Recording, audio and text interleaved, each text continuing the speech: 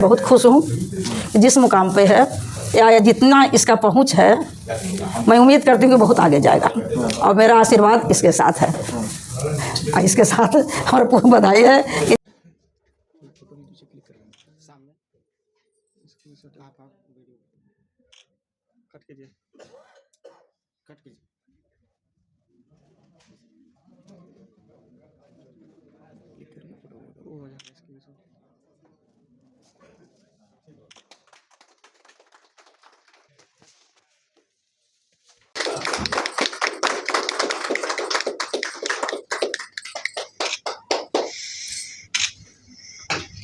देखिए, ये तो इंडिविजुअल चीज़ है, क्या कि सक्सेस और फेलियर में मार्जिन बहुत कम होता है हमेशा। और उनके पेरेंट्स को, उनके गार्जियंस को, उनके मेंटर्स को, टीचर्स को गाइड करना होगा कि देयर आर ऑल्टरनेटिव पाथ्स। सिर्फ अगर एक चीज़ में सक्सीड नहीं करते हैं तो लाइफ का अंत नहीं है। एक लॉ इंस्टीट्यूशन अपना चैम्बर की शुरुआत कर रहे हैं, तो मैं दोनों को बहुत शुभकामनाएं, बहुत बहुत अच्छा करें। उम्मीद है कि जैसा पहले इनका रेपुटेशन था वो और बढ़े। चाणक्य क्लासेस का शुरुआत होने जा रहा है, क्या कुछ कहें? सबसे पहले तो मैं शुभकामना करना चाहूँगा। काफ़ी रेप्यूटेड इंस्टीट्यूशन है जिसमें 15-16 साल से अच्छे अच्छे परिवार के बच्चे भी तैयारी करके सक्सीड किए हैं क्लैट में। और मुझे और ज़्यादा खुशी है कि हमारे साथ एसोसिएटेड रहे श्री राम विनय शर्मा जी कॉरपोरेट सेक्टर से, स्टील अथॉरिटी से रिटायर करके यहीं नीति बोध करके। सर, बिहार में विधि के क्षेत्र में जो शिक्षा है उसको आप कैसे देखते हैं? अब पहले वाली बात नहीं रही। अब नेशनल लॉ स्कूल्स भी यहाँ आ गए, चाणक्य नेशनल लॉ स्कूल है। दूसरे जगह भी उम्मीद करते हैं कि पढ़ाई का स्तर धीरे धीरे बढ़ रहा हो, क्योंकि अब डिजिटल टेक्नोलॉजी से अगर पढ़ाई अच्छी नहीं भी हो तब पर भी अगर कोई छात्र चाहे या कोई व्यक्ति चाहे तो वो ज्ञान हासिल कर सकता है। हर चीज़ को एआई की मदद से, दूसरे टेक्नोलॉजी से बहुत संसाधन ऐसे आ गए हैं जिसमें घर बैठे भी अपनी तैयारी हो सकती है। और किताब तो है ही। हम छात्रों को क्या कहेंगे जो तैयारी करने के बावजूद भी कुछ नंबर से पीछे रह जाते हैं और बाद में डिप्रेशन में चले जाते हैं, उसको लेकर के क्या समझते? जो प्राइमरी स्कूलिंग हुई राष्ट्रीय मिलिट्री स्कूल बेलगाम कर्नाटका से मैंने पढ़ाई किया था। फिर मैंने एनडीए क्वालिफाई किया था। फिर उसके बाद हमारे भाई लगे, वो जज बन गए। उनके कहने पे एक घर में माहौल बना कि लॉ करना चाहिए, तो फिर क्लैट दिया। फिर क्लैट क्वालिफाई किया था। तो शाम में टाइम फ्री होता था तो हम लोगों ने सोचा प्रो बोनो पे कुछ करते हैं, प्रो बोनो बेसिस पे। तो हम लोगों ने बच्चों को पढ़ाना शुरू किया and it soon started taking a very formidable shape in terms of number of students started qualifying for CLAT in a very aggressive manner. So when I passed out into, I established it in way back when I was studying in second year at Chanakya National Law University. So in 2010 itself, when I passed out in 2014, then I gave it the corporate structure. Right now we are having our presence in 6 states across India. And we have produced more than 600 judges so far through Chanakya Judicial Academy, and we have produced more than 62,000 lawyers so far till date. And today, the first time we are opening our law firm here, Niti Bodh. It is headquartered at Lajpat Nagar in Delhi. We are having presence in 16 states. 16 राज्यों में है अभी। Since I am from Bihar, तो बिहार में हमारा law firm का presence नहीं था, तो we have started off here at Boring Road and after 2-3 months we are opening in Kankarbagh as well. आर्थिक स्थिति से कमजोर छात्रों के लेकर के आपकी संस्थाओं की तरफ से क्या सुविधाएं हर साल करते आए हैं? हर साल 15-16 साल हो गए। हर साल लगभग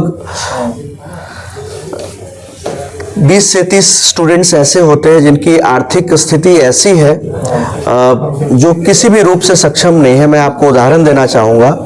प्रमोद एक हमारा स्टूडेंट रहा जो अभी जज है हाजीपुर में।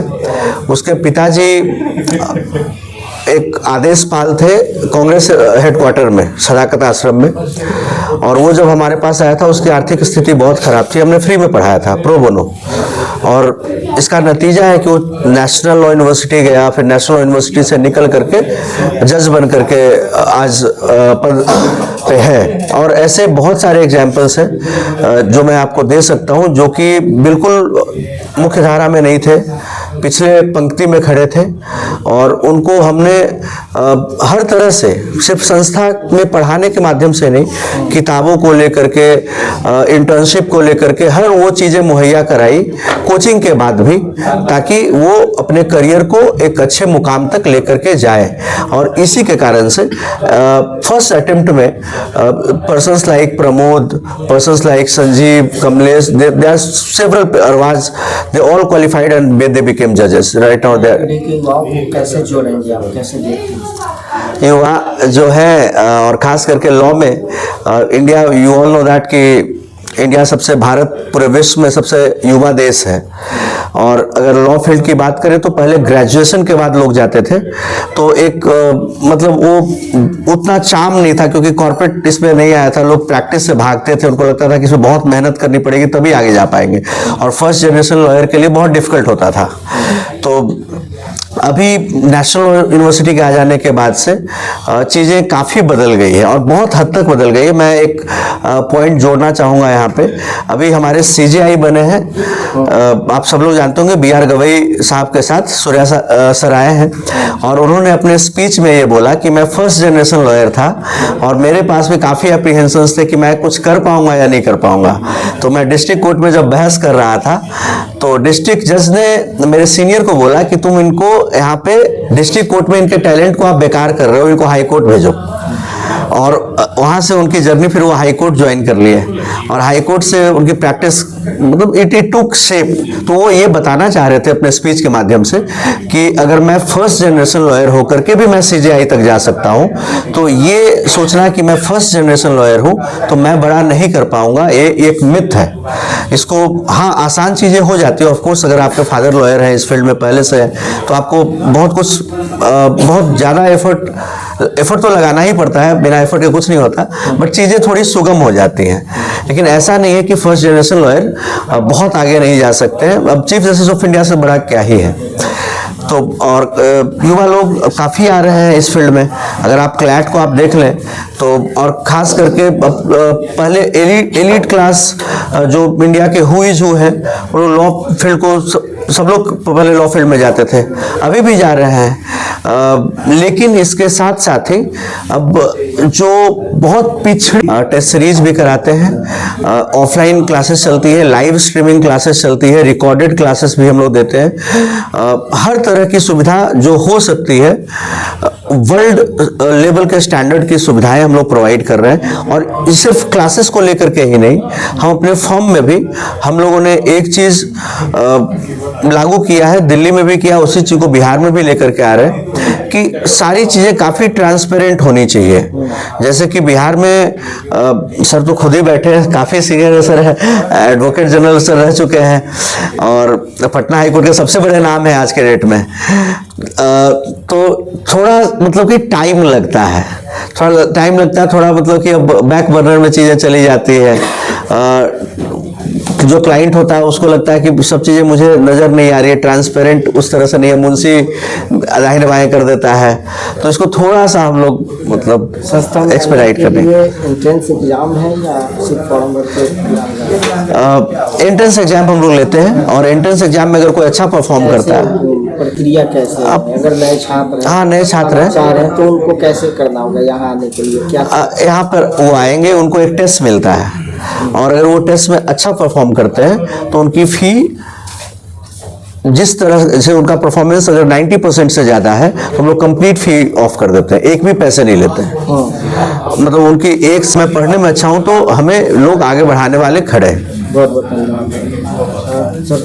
जो कि बच्चे जो करते हैं गलत चीज़ या एक पढ़ाई के प्रति हम लोग मौखिक रूप से ही इस तरह से ये किए थे कि स्कूल जाने के लिए आजकल के जैसे बच्चे 1 साल 2 साल से खदेड़ देते हैं। आगे बढ़ता गया, हम बस 6th क्लास तक इसका देख रेख की, उसके बाद अपने बलबूते पर आज यहाँ तक है। तो पहले हम भी सुनते थे, लोग हमें भी बतलाते थे कि अरे जो हार थक जाता है वो जाके लॉ का फील्ड चुनता है।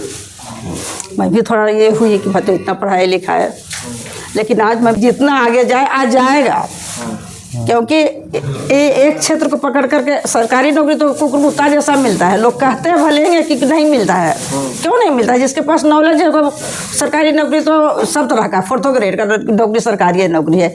अभी भी गांव के लोग उसी पर झुके हुए हैं कि सरकारी नौकरी, लेकिन सरकारी नौकरी में क्या रखा हुआ है? हम भी नौकरी करते थे, हमारे हस्बैंड भी नौकरी करते थे, हमारे फादर भी करते थे, हमारे फादर इन लॉ भी करते थे, लेकिन हमने कुछ नहीं किया।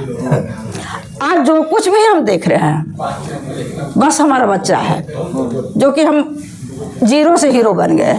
एक रिक्शा पर चढ़ने के लिए 5 बार सरकारी नौकरी वाला आदमी सोचता है कि इसका 50 रुपया देना है, लेकिन आजकल के बच्चे 25 लाख 50 लाख के गाड़ी लेकर के दौड़ रहे हैं। तो हम तो बहुत अच्छा इस फील्ड को मानते हैं कि सभी बच्चे इससे जुड़े और आगे बढ़े। क्या आशीर्वाद देंगे? बस आशीर्वाद देते हैं कि बस आगे बढ़ता जाए, मेरा नाम रोशन करता जाए। बहुत बहुत धन्यवाद।